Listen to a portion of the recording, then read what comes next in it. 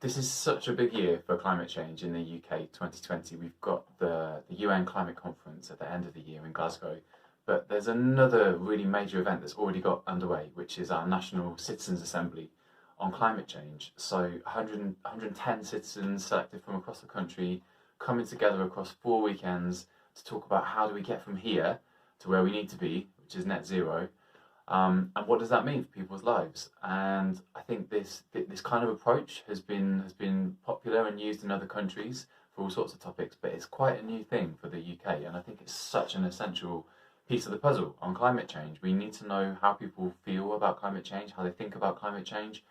Survey work does some of that for us, tells us something about how people think, but bringing people together to really explore in depth these issues is really critical, and it helps to generate something that's arguably been missing, which is a really broad-based social mandate for moving forward on climate change and decarbonisation. People sometimes say we don't need to be getting people together to talk about climate change. That's a waste of time. We just need to be getting on with these low carbon policies that we know we need to do. But I think that's missing the point.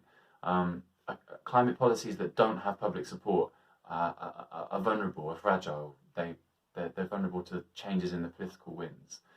So we need to build that broad-based social mandate.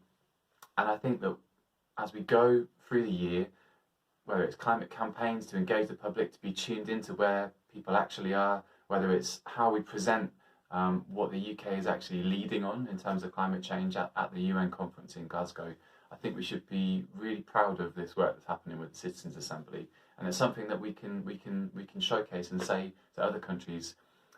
This is something that every country around the world needs to be doing, building that really broad-based social mandate for pushing forward action on climate change.